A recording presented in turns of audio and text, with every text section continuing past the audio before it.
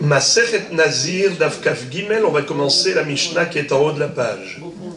Haïcha Shenadra Ben Nazir, une femme qui aurait pris sur elle un engagement de Nézirut, Vehaïta Shota Beyahin, et elle transgressait les interdits de Nézirut sciemment, Bemezid, en buvant du vin, Shota Beyahin, Umitam Alametim, ou bien elle est rentrée au cimetière, elle a touché des morts, chose qui est interdite pour une Nézira. Harezo Sofeget et Arba'im. Cette femme-là va devoir subir la sanction qu'on appelle Malkout, les 39 coups de la flagellation. Deuxième cas. Heferla Ba'ala, Vehi lo yada, chez Heferla. Son mari lui a annulé son éder, mais à son insu, elle, la femme, ne savait pas que son mari lui a annulé le néder. Vehaïta shota beyain omitam alametim. Elle se permettait de boire du vin et de se mettre au contact des morts. Ena sofeget et arba'im, selon Tanakama, elle ne subira aucune sanction. Rabbi Yehuda Omer, Imena sofeget et arba'im, tispog makat mardut. Selon Rabbi Yehuda, il dit certes, Minatora, elle ne subira pas de sanction Minatora, mais elle subira une sanction Miderabanan. Qu'est-ce que ça veut dire? Il y a Malkout et Mardout. La Torah parle de Malkout, les 39 coups en cas d'infraction. Mais parfois, la personne ne mérite pas 39 coups Minatora, mais les Hachamim, malgré tout, ont institué de lui infliger une bonne tannée pour l'avenir. Quelle est la différence entre Malkout et Mardout? Malkout, c'est pour réparer le passé, pour expier une faute commise dans le passé. Mardout, c'est pour mettre en garde par rapport au futur. Cette femme-là, pourquoi elle mérite des coups midérabanan? Car elle, quand elle a bu du vin, elle ne savait pas que son mari lui avait déjà annulé la Nézirut.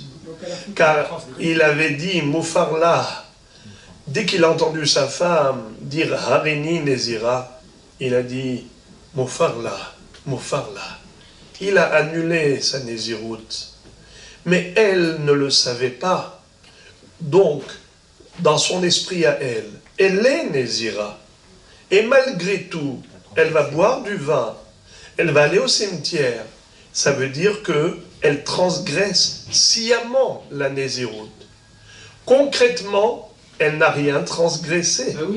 Car en réalité, elle n'était plus Nézira. Mais dans son intention, dans son esprit, elle croyait qu'elle était Nézira. Et malgré tout, elle se permet d'enfreindre la Nézirut. Alors certes, il n'y a pas d'infraction au niveau de l'action, mais il y a une transgression au niveau de l'intention.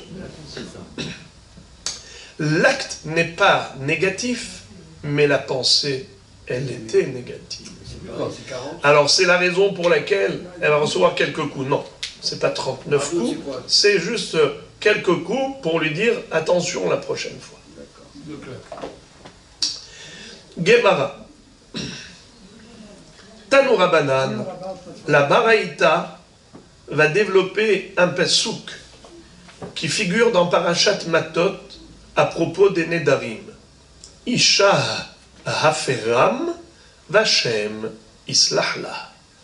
On parle d'une femme mariée dont le mari a annulé les Nedarim. Alors la Torah dit Isha, ça veut dire quoi Isha? Son homme, son mari, comme s'il était écrit Ha'ish Shelah, parce que c'est pas écrit Isha, une femme. Isha avec ma piquée, le dagesh dans le hé. Ish Shelah, son mari. Isha Haferam, son mari lui a annulé les Nedarim. Alors, Vachem Islahla, eh bien, Dieu va lui pardonner malgré tout, à cette femme, qu'est-ce qu'elle a fait de mal? Mais si son mari lui a annulé le neder, qu'a-t-elle fait donc de mal? Elle a mangé du raisin, elle a bu du vin, elle est rentrée au cimetière, elle s'est coupé les joues. Qu'est-ce qu'il y a de mal? Mais son mari lui a annulé le neder. Réponse, elle ne le savait pas. Regardez. Isha haferam vashem islahla. Be'isha sheheferla ba'la vehi lo yada'a akatuv medaber. Shehi tzricha kapara usliha. C'est-à-dire que la Torah dit Vachem islahla, elle a besoin de demander pardon à Dieu. Elle a besoin que Akadosh Baruch Hu ait pitié d'elle pour lui pardonner.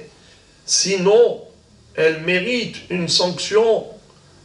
Ça veut dire qu'il faut vraiment qu'Hachem lui pardonne pour pas qu'elle soit punie. Mais qu'est-ce qu'elle a fait de mal? On parle obligatoirement d'une femme qui n'a pas fait de Avera active, mais au niveau de la pensée, au niveau de l'esprit.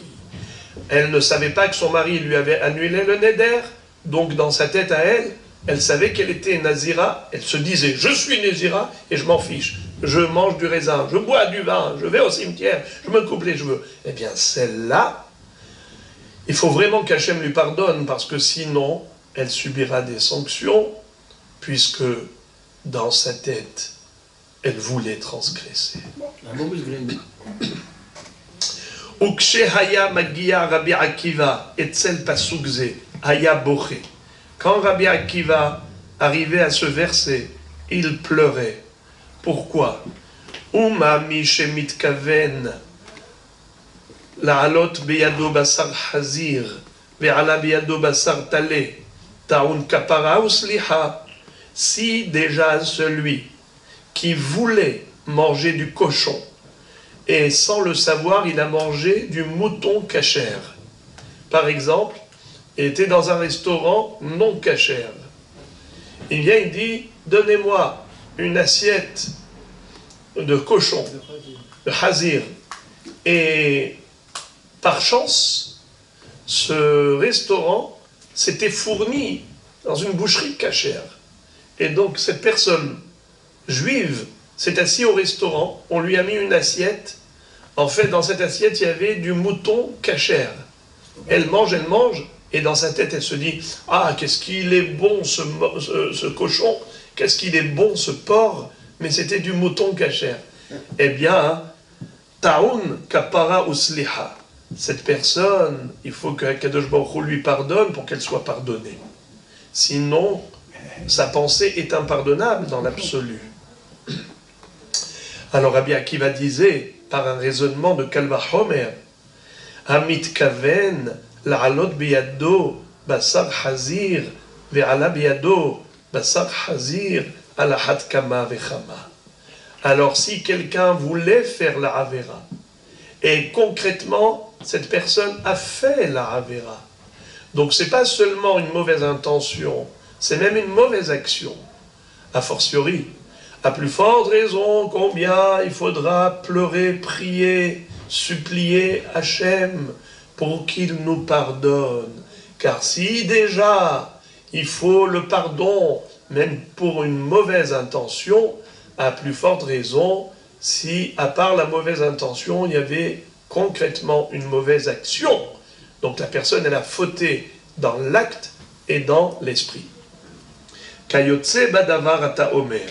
Dans le même ordre d'idées, tu apprends le pasuk suivant. Velo yada ve Hashem venasa avono.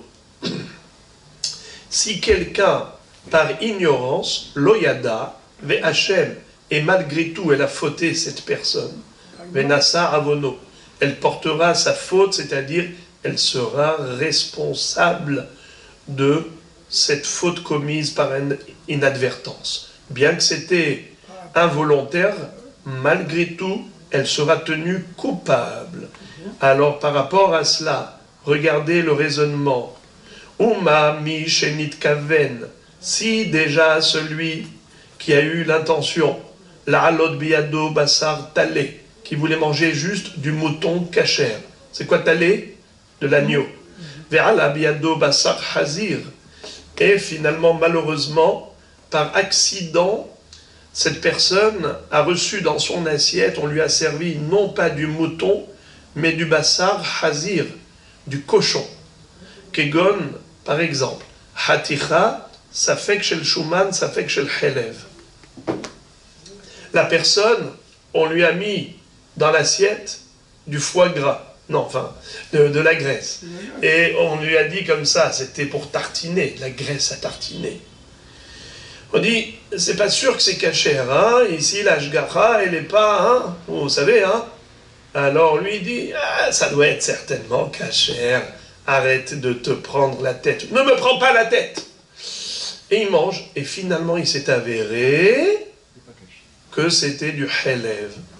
C'est-à-dire, écoutez bien, c'est quoi safek shuman, safek chelev? Vous savez que même dans une bête cachère, il y a des graisses interdites, ça s'appelle chelev. Il y a des graisses permises, ça s'appelle shuman. On lui a mis dans l'assiette de la graisse. Lui, il vient avec sa tartine de pain et il commence à tartiner de la graisse. On lui dit, tu sais, hein, ça fait que shuman, ça fait que chelev. Lui dit, ah, arrêtez, c'est sûr que ça doit être du shuman. Et finalement, il s'est avéré que c'est du chelev. Amarkera, le passouk va dire, venasa avono. Il sera tenu coupable. Alors, mi shenitkaven la'alot biyado basar hazir ve'ala biyado basar hazir ala hat kama vechama. À plus forte raison qu'un homme qui voulait du hazir et il a mangé du hazir, à plus forte raison que cet homme-là est tenu coupable. Car si déjà juste, quand il a fait une mauvaise action, sans mauvaise intention, il voulait manger du shuman, mais finalement il a mangé du chelev, malgré tout la Torah va dire, venasa avono, il va être tenu responsable, il va devoir apporter un korban. Quel korban, les amis? Korban. Hacham talouy. C'est quoi Hacham talouy?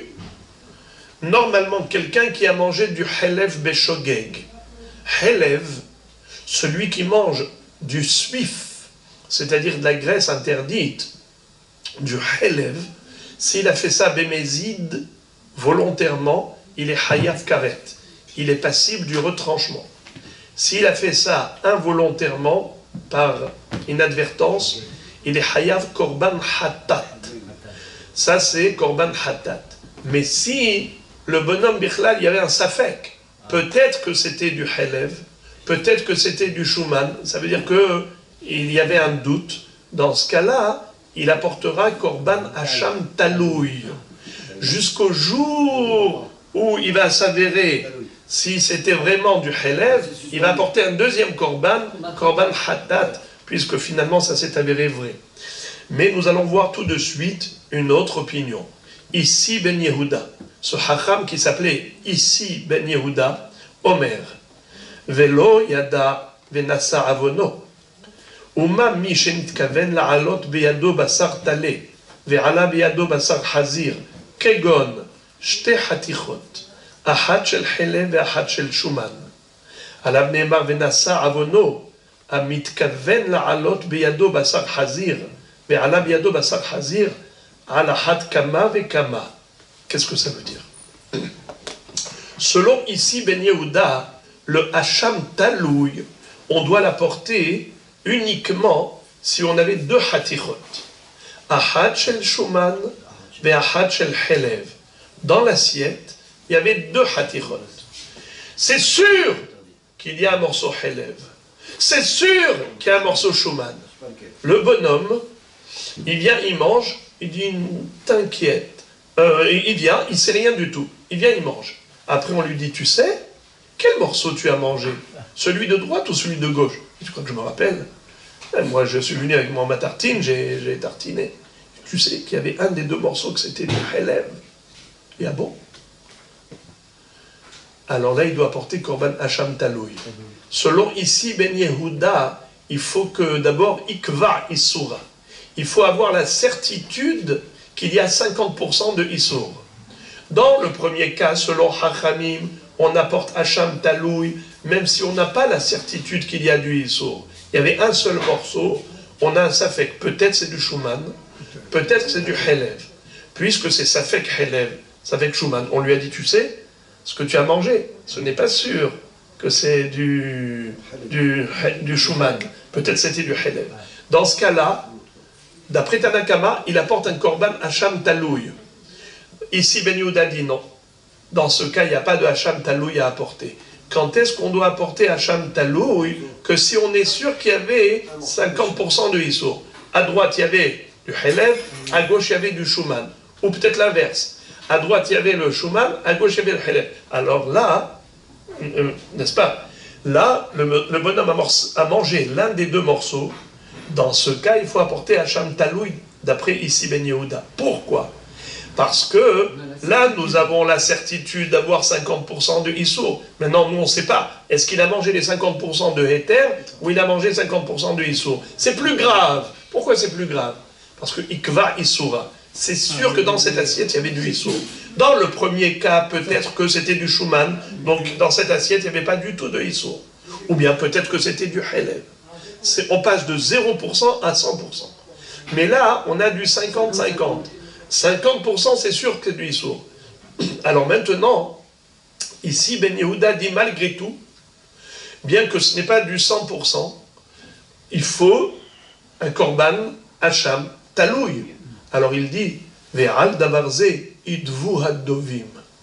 Ceux qui ont du cœur sensible, ceux qui ont une échama sensible, eh bien ils doivent pleurer. Pourquoi? Parce que si déjà, lorsqu'on n'a pas la certitude d'avoir commis une infraction, tout de même, il faut apporter un korban kapara. Alors, à plus forte raison, lorsqu'on est sûr d'avoir commis une infraction, combien il faut pleurer pour que Baruch Hu nous pardonne. Et ça, c'est uniquement des gens qui ont l'âme délicate, qui ont la capacité de mesurer des valeurs spirituelles. Alors, la Gemara pose la question, Vekol Hané, la Mali, pourquoi est-ce qu'on a besoin d'autant de psukim pour finalement nous indiquer la même chose? À savoir que même quelqu'un qui n'a pas vraiment fauté, juste parce qu'il a eu l'intention, eh bien il a besoin de kapara. C'est qui? La femme. Elle ne savait pas que son mari lui a annulé le neder, et elle a quand même transgressé. Ça veut dire dans sa tête elle a transgressé, pas dans la réalité. Alors déjà voilà, elle a besoin de kapara. C'est une première leçon de morale. Deuxième leçon de morale, c'est celui... Elle n'a pas besoin de kapara à titre préventif, pas à titre punitif. Non. C'est pas à titre punitif la kapara. Oui, vous avez raison, que ça c'est la mardoute, c'est vrai. Mais dans la Torah il est écrit, Vachem islah lah. Quand on dit dans la Torah Vachem islah lah, ça veut dire que vraiment, elle a besoin de demander pardon à Dieu pour qu'il lui pardonne. Par rapport à une prochaine fois, par rapport à kapara. Non, la mardoute. Ce que vous dites par rapport à une prochaine fois, ça c'est les coups. Mais par rapport à la sliha avec kapara, ça c'est par rapport au passé. Elle a fait quelque chose de négatif, car l'action qu'elle a faite, certes elle était autorisée dans la réalité, mais elle était interdite dans l'esprit, vu qu'elle croyait que c'était assourd, et elle a tout de même bu du vin. Donc vis-à-vis d'Akadosh Baruch Hu, elle est obligée de demander bravo. Pardon. Exactement. Alors la Gemara nous dit, Kol Hané la Mali, pourquoi a-t-on besoin de tant de psukim pour nous enseigner finalement la même chose? La Gemara répond, Tzrichin, oui c'était nécessaire. Deitana gabe isha, si on nous avait enseigné cette leçon de morale uniquement par rapport à la femme, j'aurais dit, Hatam ou debaya kapara usliha, mishum de me'ikara, les Issura Ikaven. Pourquoi elle a besoin de se faire pardonner? C'est parce que depuis le début, son intention était négative. Elle souhaitait manger de l'interdit, boire du vin. Aval, ça fait que Helev, ça fait que Shuman. Mais un morceau, Haticha, qui est, ça fait que Helev, ça fait que Shuman, de l'Ehetera Itkaven, le bonhomme, s'il savait à 100% que c'était interdit, jamais n'aurait mangé. Puisque sa kavana, c'était les hétéra. Alors j'aurais pu croire que l'Obae kapara usliha, celui-là n'a pas besoin de faire teshuva. C'est pour cela que la Torah nous dit que non, même celui-là, il a besoin de sliha. Mais itmar hada, et si on nous avait enseigné uniquement dans ce cas, j'aurais dit de ika isura, aval isha de faire la bala de hetera, lotivei kapara usliha. Si on ne nous avait pas enseigné cette leçon de morale au niveau de la femme, j'aurais pu croire que c'est seulement lorsque le bonhomme a mangé finalement du helev par erreur.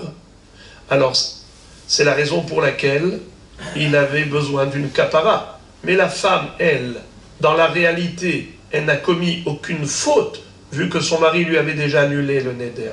Nous aurions pu croire qu'elle n'a pas besoin de kapara et de sliha. C'est ça le hidouche. Que oui, il a besoin de kapara et de sliha. Ve'it marhane, et si on nous avait enseigné cette notion de nécessité d'être pardonné par rapport à l'histoire de la femme, ou bien par rapport à l'histoire de Safek Shuman, Safek Helev, j'aurais pu croire Hava Amina, Hanetarte ou Desagelehon Bekapara ou Sliha, de Loikva Isura, Aval Shte Hatichot, Ahad Shel Helev, Be'ahad Shel Shuman, Deikva Isura, peut-être Losagele Bekapara ou Sliha, Kamash Ma'alan de Loshna. Si on ne nous avait pas enseigné le cas de ici Ben Yehuda, alors on aurait pu croire que quand est-ce que le pardon est possible?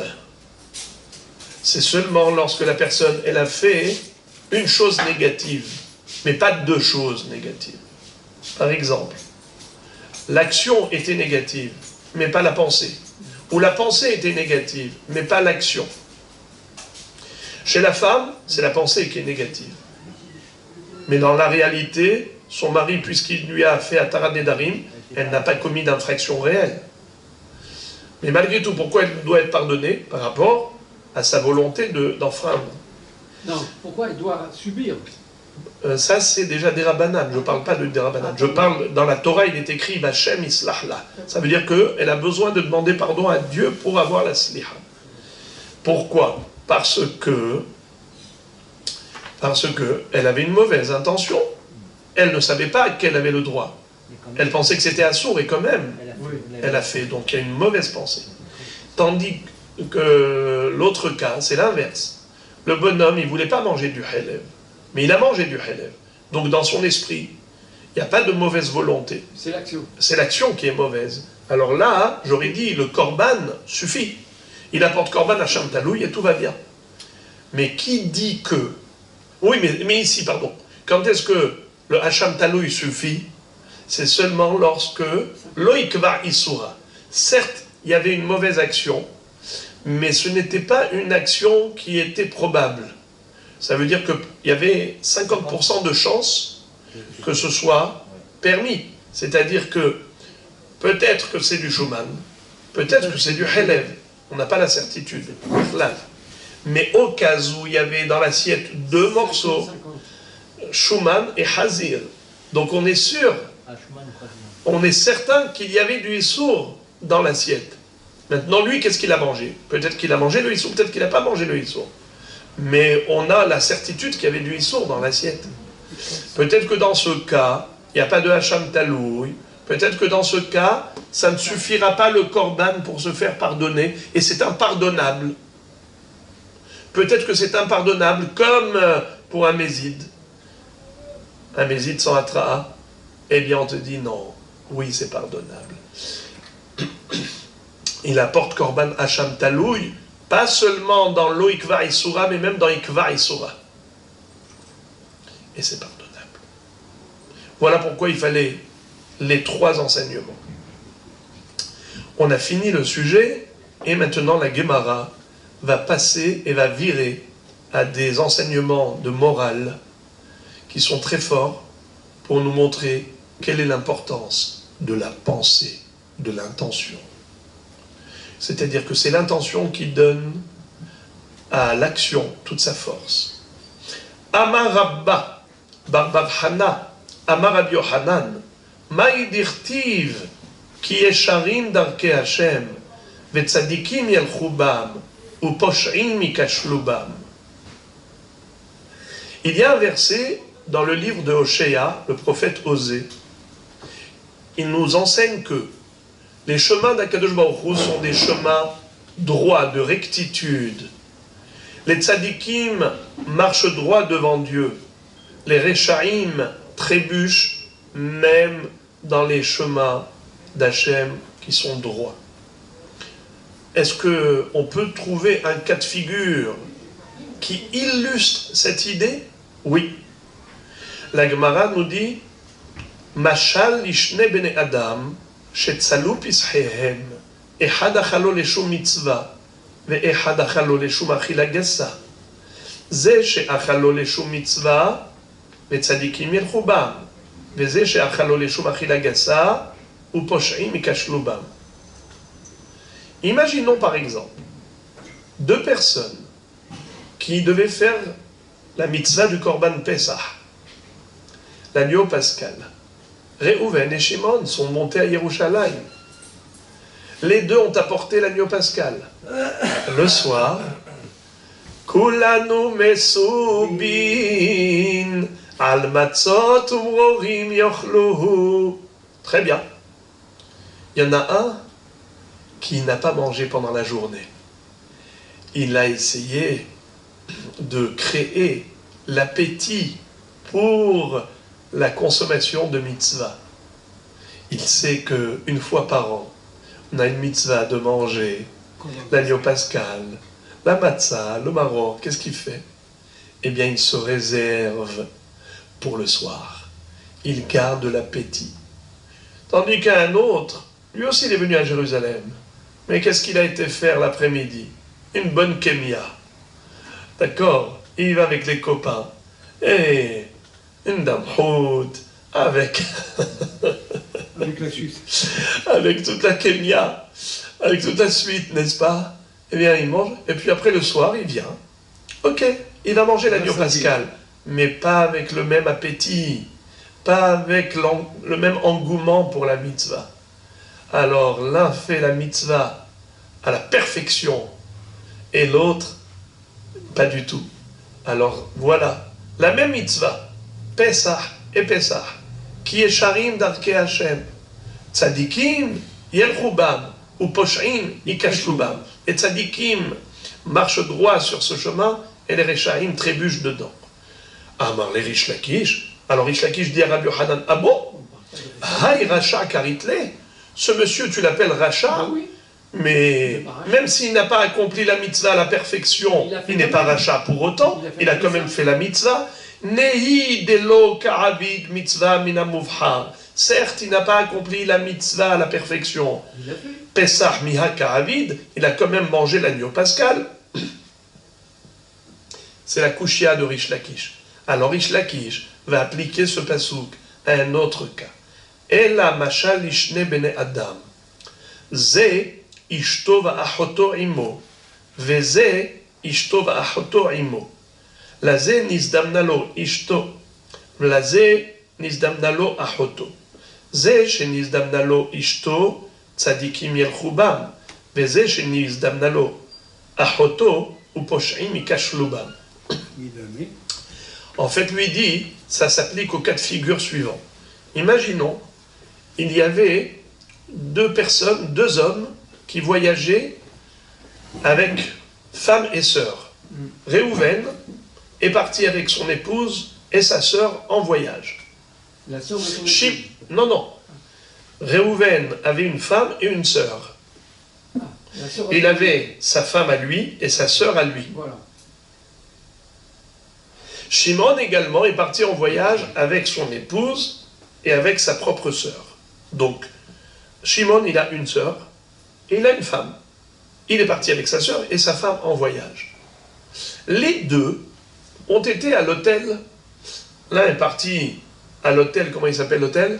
Novotel. Novotel. Et l'autre, il s'appelle comment? Hilton. Hilton. Très bien. Donc, il y a Réhouven à Novotel et Shimon à l'hôtel Hilton. Chacun pour économiser, qu'est-ce qu'ils ont fait? Ils ont pris qu'une seule chambre. Dans la chambre, il y avait 3 lits. Le monsieur, avec son épouse et sa sœur. 3 lits. Le bonhomme, au milieu de la nuit, il va aux toilettes, il revient, et il s'est dit maintenant, il va rejoindre son épouse. Et voilà donc, il y en a un qui s'est trompé de lit, et il est parti avec sa sœur. L'autre, il s'est levé aux toilettes, il revient dans l'obscurité, et il veut rejoindre son épouse. Et il ne s'est pas trompé de lit. Il est parti avec sa femme, normalement. Alors, il y en a un qui a commis une infraction très grave, et involontairement, il ne savait pas, il pensait que c'était sa femme. Ben oui. Mais il s'est trompé de lit. L'autre, il voulait aller avec sa femme, il a été concrètement avec sa femme. Rish Lakish va dire, Dieu protège les tzadikim et il les préserve de toute faute. Les Rechaim, Akadosh Baruch Hu ne les protège pas. Il les laisse glisser dans la faute. Abalitaher mesayain oto. Abalitame pothin lo. Celui qui veut se purifier, on l'aide. Celui qui veut s'impurifier, on lui ouvre la porte. Alors, c'est pour ça que Rish Lakish, il appelle celui-ci tzaddik et il appelle celui-là Racha. Pourquoi Racha? Parce que Akadosh Baruch Hu ne l'a pas préservé de la faute. Il lui a ouvert la porte de la faute et il a glissé dedans. Ça veut dire que c'est une preuve que c'est un Racha. Donc, Yesharim darke Hashem, Tzadikim yelchubam, Rechaim ikashlubam. Les Tzadikim, ils marchent droit devant Dieu, et les autres, ils trébuchent dans ce chemin. Voilà comment Rish Lakish a voulu interpréter ce pasouk. Mais la Gemara réfute. Elle dit, Midami, Anan kamrinan hadaderech, Achash nedrachim. Excuse me, Rish Lakish, ce que tu dis ne correspond pas au pasouk. Car le pasouk, il parle d'un seul chemin. Ou dans le même chemin, les tzadikim arrivent à destination, et les Rechaim trébuchent dans ce même chemin. Or, toi, tu me parles de 2 chemins, la sœur et la femme. Ce sont 2 chemins. Le tzaddik, il est parti sur le bon chemin, le Racha est parti sur le mauvais chemin. Et ça fait 2 drachim. Or, nous, on parle de Yesharim, Darke Hashem, on parle du même derech. Tzadikim, Yelchubam ou Poshim ou Kashlubam, dans le même derech.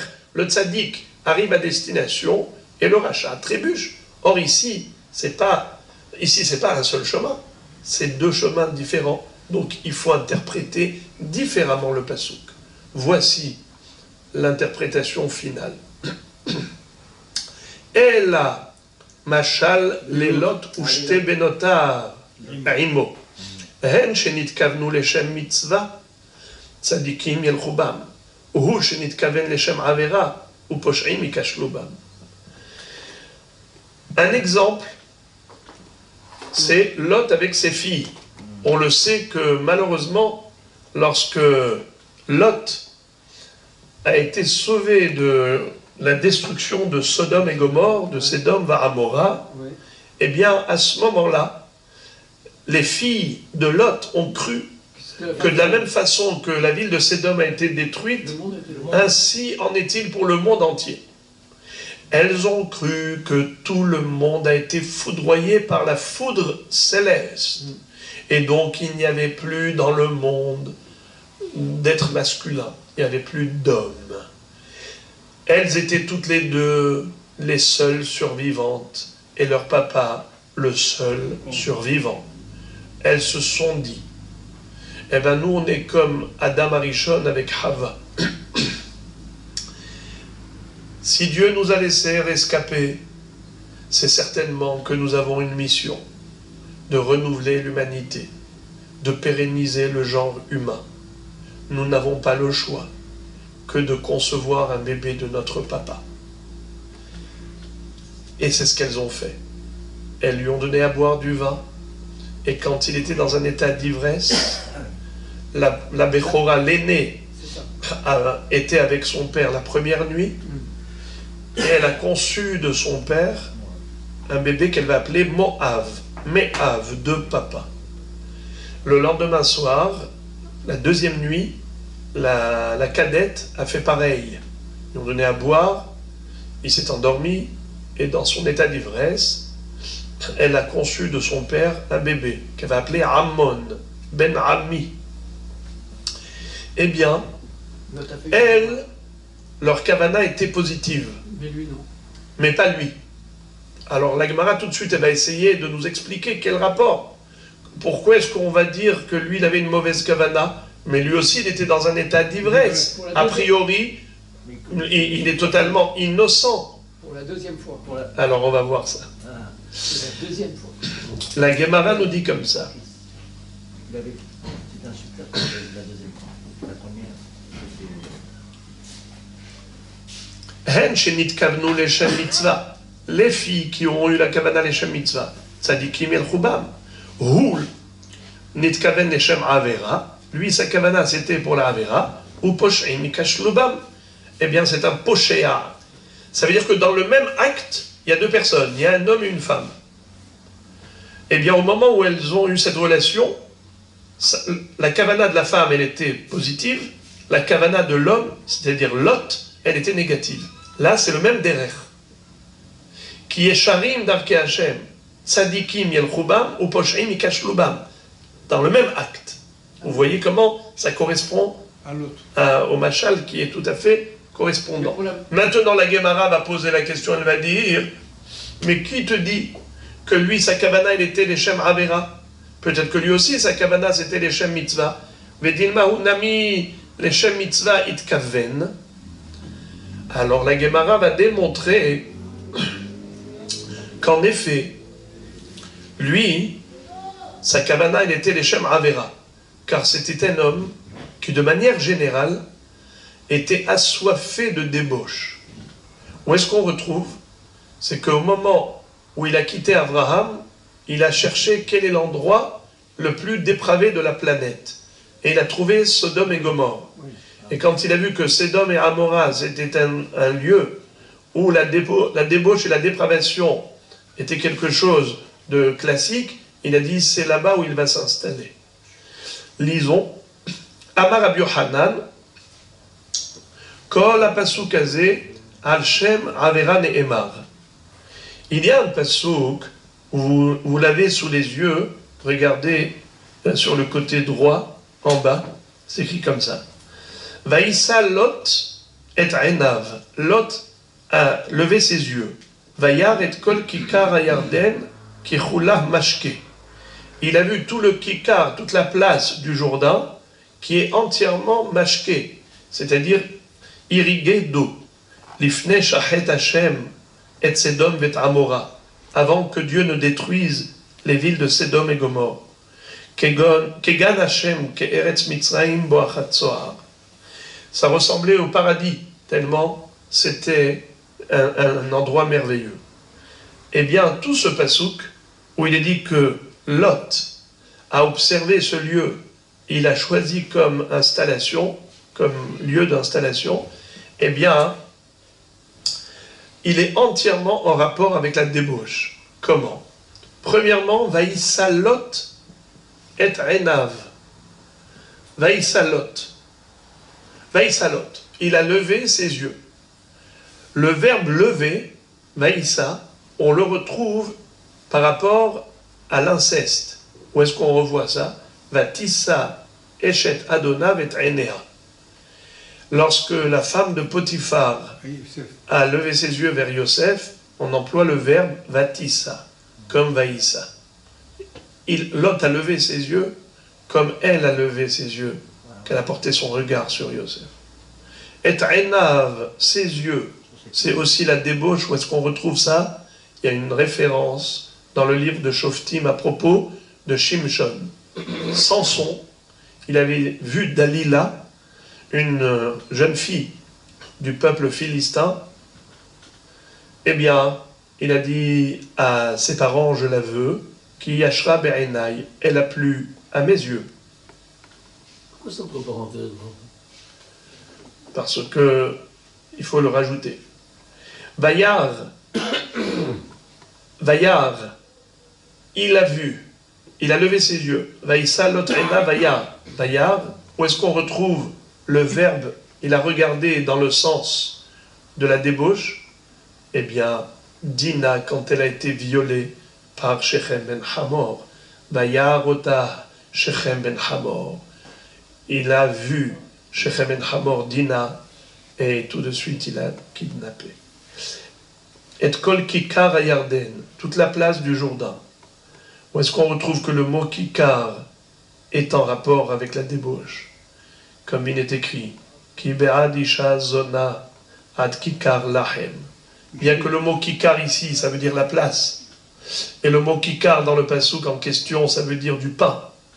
On parle d'un homme qui se livre à la prostitution, eh bien il arrivera à la pauvreté, et il n'aura même pas de quoi s'acheter du pain. Il aura dilapidé tout son argent. Eh bien, Ki be'ad isha zona ad kikar lahem. Ad kikar lahem. Donc tu vois que le mot kikar est en rapport avec la prostitution. Kichula mashke, tout cet endroit était irrigué d'eau, mashke. Eh bien, le mot mashke qui veut dire boisson, on le retrouve également en rapport avec la débauche. Comme il est écrit, quand le prophète Hoshea a comparé Israël qui commettait la faute de Avodazara, il les a comparés à une femme qui trahit son mari et qui va aller voir ses amants. Elle va dire Elcha ahare me ahavai, je vais suivre mes amants. Notne lahmi umemai tsamri upishti shamni veshikuyai, qui me donne du pain, qui m'offre de l'eau, des vêtements de laine et de lin, qui me donne de l'huile et qui m'offre des boissons. Shikuyai. Donc mashke de Lot à Sédom est en rapport avec mashke de la femme prostituée. Donc voilà pourquoi on impute à Lot la mauvaise intention de l'Idvar Avera Nitkaven, que quand il était avec ses filles, elles étaient les Shem Mitzvah, mais lui les Shem Avera. Il était, comme j'ai dit, assoiffé de débauche.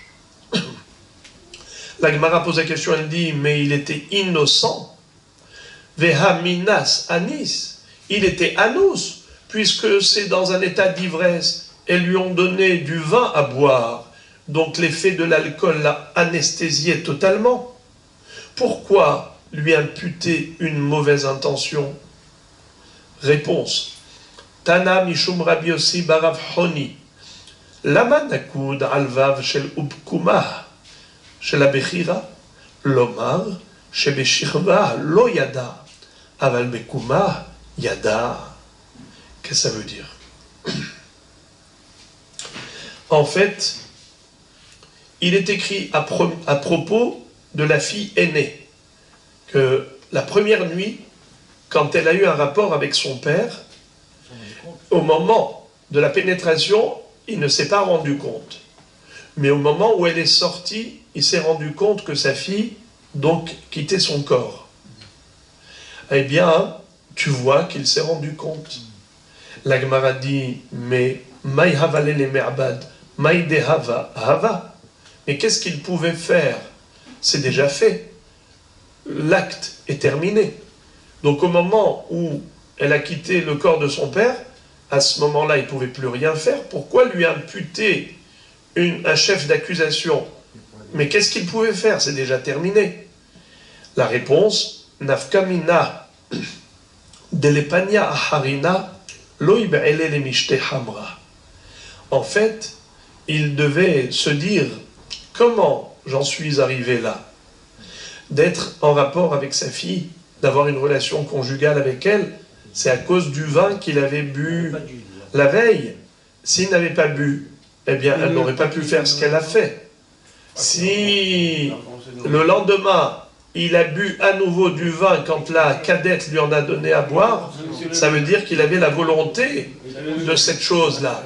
C'est qu'il était, en effet, il se complaisait dans cette situation. Voilà pourquoi il est tenu responsable de cette culpabilité. Les Dvar Avera Nitkaven. Eh bien, juste, comment est-ce qu'on le sait qu'il s'est rendu compte de la première relation avec la fille aînée? C'est parce qu'il y a un point dans la Torah. Loyada beshirva ubkuma. Il ne s'est pas rendu compte lorsque elle a couché avec lui, mais Bekuma, quand elle s'est relevée, il y a écrit un point là-bas. Il y a un point sur le vav, dans le deuxième vav, ubkuma. Pourquoi il y a un point?